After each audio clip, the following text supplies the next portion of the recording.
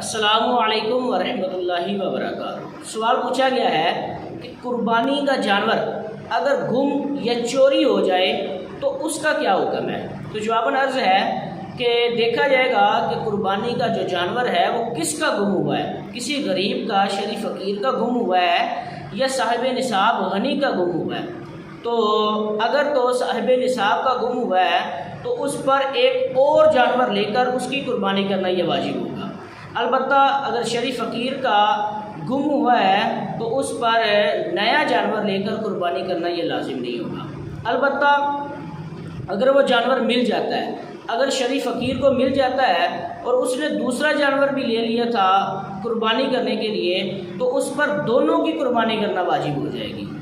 اور اگر غنی کو جانور واپس ملتا ہے تو اس پر دونوں کی قربانی کرنا واجب نہیں ہوگی، بلکہ اس میں سے ایک کی قربانی کرنا واجب ہوگی۔ البتہ دیکھا جائے گا کہ اس نے پہلے کی قربانی کی ہے یا دوسرے کی قربانی کی ہے۔